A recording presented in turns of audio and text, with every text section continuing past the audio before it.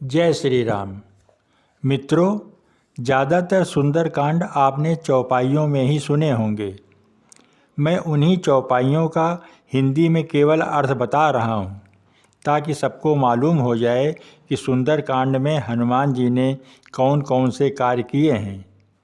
हनुमान कथा की पहले की कहानी वीडियो भाग 1, भाग 2, भाग 3 तथा भाग 4 में है।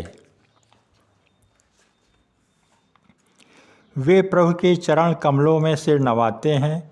महान बलवान रीछ और वानर गरज रहे हैं।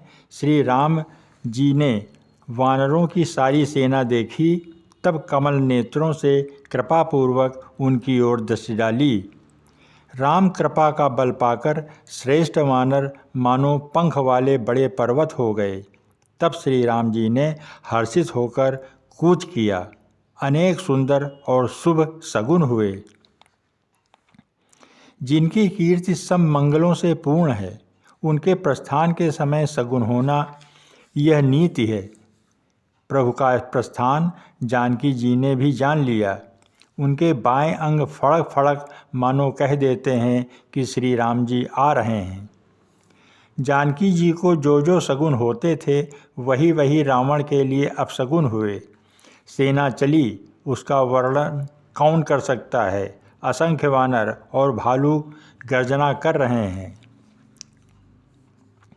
नख ही जिनके शस्त्र हैं, वे इच्छानुसार चलने वाले रीछ वानर पर्वतों और वृक्षों को धारण किए कोई आकाश मार्ग से और कोई पृथ्वी पर चले जा रहे हैं। वे सिंह के समान गर्जना कर रहे हैं। उनके चलने और गर्जने से दिशाओं के हाथी विचलित होकर चिघाड़ रहे हैं।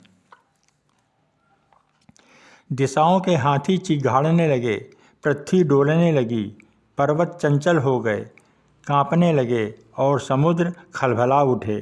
गंधर्व, देवता, मुनि, नाग, किन्नर सब के सब मन में हर्षित हुए कि अब हमारे दुख टल गए। अनेकों करोड़ भयानक वानर योद्धा कटकटा रहे हैं और करोड़ों ही दौड़ रहे हैं। प्रबल प्रताप कौशलनाथ श्री रामचंद्र जी की जय हो, ऐसा पुकारते हुए वो उनके गुण समूहों को गा रहे हैं। उदार, परम श्रेष्ठ एवं महान सर्पराज शेष जी भी सेना का बोझ नहीं सह सकते। वे बार बार मोहित हो जाते हैं, घबरा जाते हैं और पुनः पुनः कच्छप की कठोर पीठ को दांतों से पकड़ते हैं।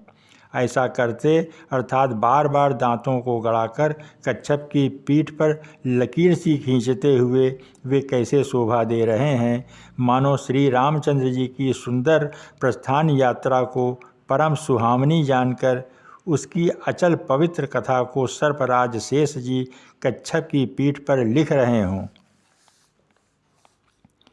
इस प्रकार कृपा निधान श्री राम जी समुद्र तट पर जा उतरे। अनेकों रीछ वानर वीर जहाँ तहाँ फल खाने लगे। वहाँ लंका में जब से हनुमान जी लंका को जलाकर गए, तब से राक्षस भयभीत रहने लगे।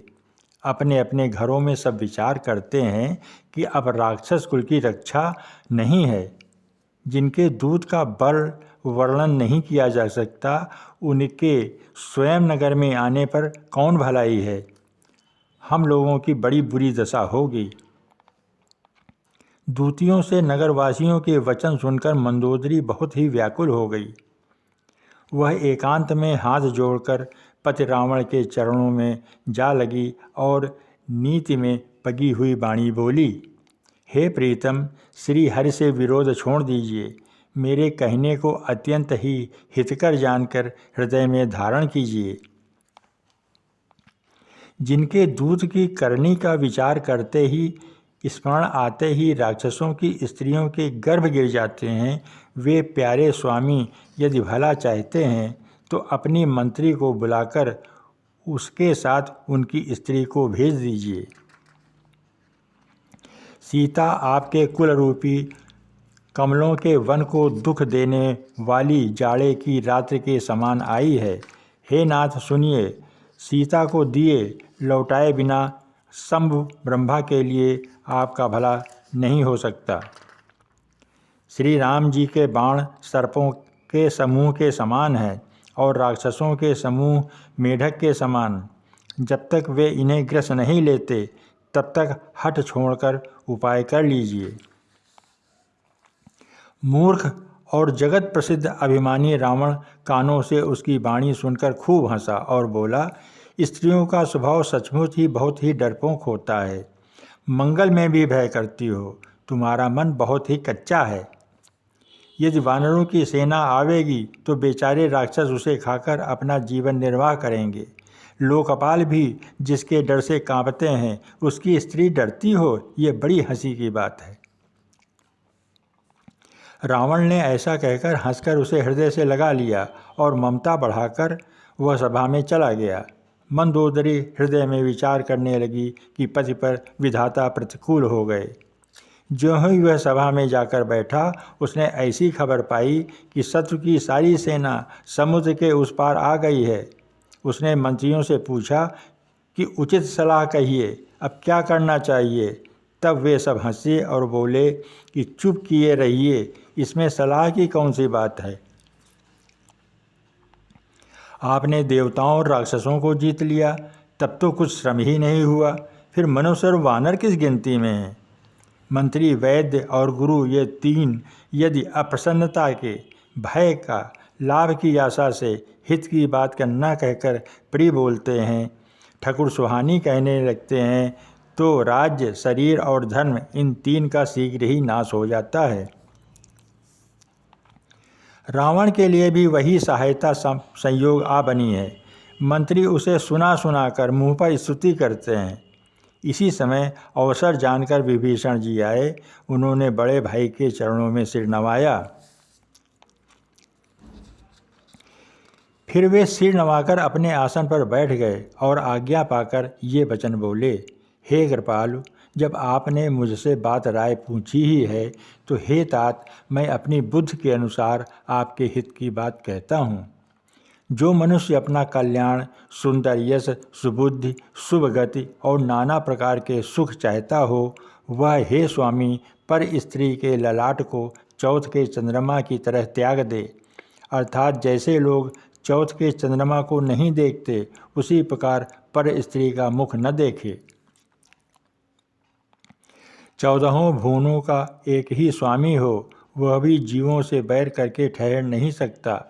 जो मनुष्य गुणों का समुद्र और चतुर हो, उसे चाहे थोड़ा भी लाभ क्यों न हो तो भी कोई भला नहीं कहता।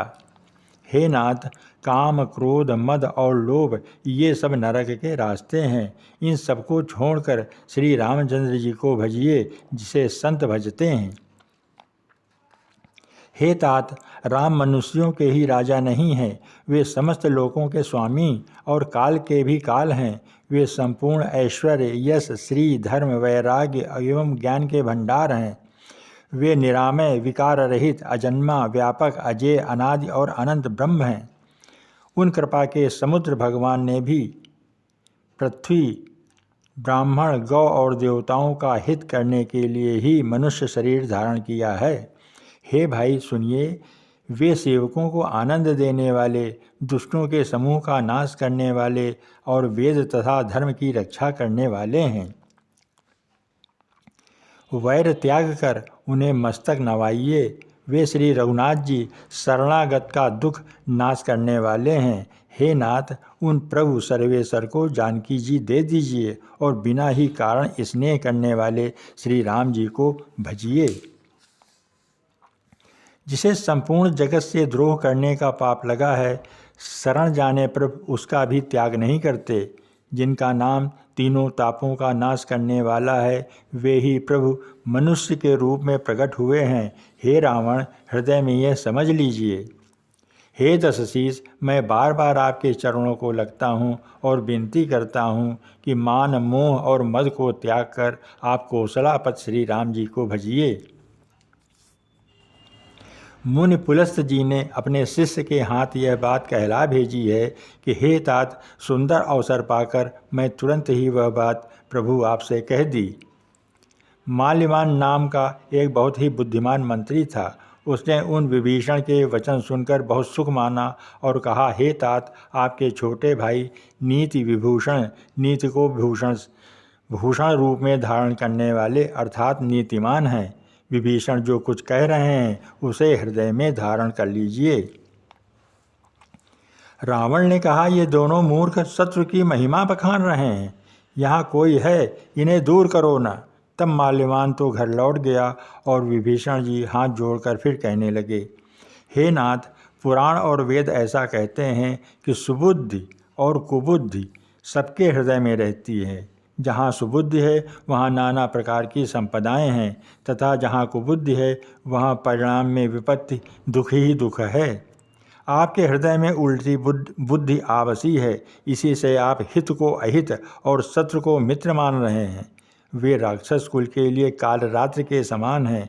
उन सीता पर आपकी बड़ी प्रीति है। हे तात, मैं चरण पकड़कर आपसे भीख मांगता हूँ, विनती करता हूँ कि आप मेरा दुलार रखिए। श्री राम जी को सीता जी दे दीजिए जिसमें आपका अहित न हो। विभीषण ने पंडितों, पुराणों और वेदों द्वारा समस्त वाणी से नीति बखान कर कही, पर उसे सुनते ही रावण क्रोधित हो उठा और बोला, रे दुष्ट, अब मृत्यु तेरे निकट आ गई है। अरे मूर्ख, तू जीता तो है सदा मेरे दिए हुए पर हे मूढ़ पक्ष, तुझे शत्रु का ही अच्छा लगता है। अरे दुष्ट, बताना, जगत में ऐसा कौन है जिसे मैंने अपनी भुजाओं के बल से न जीता हो। मेरे नगर में रहकर प्रेम करता है। तपस्वियों पर मूर्ख, उन्हीं से जा मिल और उन्हीं को नीति बता। ऐसा कहकर रावण ने उन्हें लात मारी।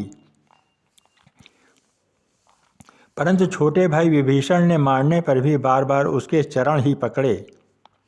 शिव जी कहते हैं कि हे उमा, संत की यह बड़ाई है कि वे बुराई करने पर भी बुराई करने वाले की भलाई ही करते हैं। विभीषण जी ने कहा, आप मेरे पिता के समान हैं, मुझे मारा सो तो अच्छा ही किया, परंतु हे नाथ, आपका भला श्री राम जी को भजने में ही है। इतना कहकर विभीषण अपने मंत्रियों के साथ लेकर आकाश मार्ग में गए और सबको सुनाकर वे ऐसा कहने लगे, श्री राम जी सत्य संकल्प एवं सर्वसमर्थ प्रभु हैं और हे रावण, तुम्हारी सभा काल के वश है, अतः मैं अब श्री रघुवीर की शरण जाता हूँ, मुझे दोष न देना। ऐसा कहकर विभीषण जी ज्यों ही चले त्यों ही सब राक्षस आयुहीन हो गए। उनकी मृत्यु निश्चित हो गई। शिव जी कहते हैं, हे भवानी, साधु का अपमान तुरंत ही संपूर्ण कल्याण की हानि नाश कर देता है। रावण ने जिस क्षण विभीषण को त्यागा उसी क्षण वह अभागा, वैभव, ऐश्वर्य से हीन हो गया। विभीषण जी हर्षित होकर मन में अनेकों मनोरथ करते हुए श्री रघुनाथ जी के पास चले। वे सोचते जाते थे, मैं जाकर भगवान के कोमल और लाल वर्ण के सुंदर चरण कमलों के दर्शन करूंगा और सेवकों को सुख देने वाले हैं जिन चरणों का स्पर्श पाकर ऋषि पत्नी अहिल्या तर गई और जो दंडक वन को पवित्र करने वाले हैं, जिन चरणों को जानकी जी ने हृदय में धारण कर रखा है, जो कपट मृग के साथ पृथ्वी पर दौड़े थे और जो चरण कमल साक्षात शिव जी के हृदय रूपी सरोवर में विराजते हैं, मेरा अहोभाग्य है कि उन्हीं को आज मैं देखूंगा। जिन चरणों की पादिकाओं में भरत जी ने अपना मन लगा रखा है, आहा, आज मैं उन्हीं चरणों को अभी जाकर इन्हें नेत्रों से देखूंगा। जय श्री राम।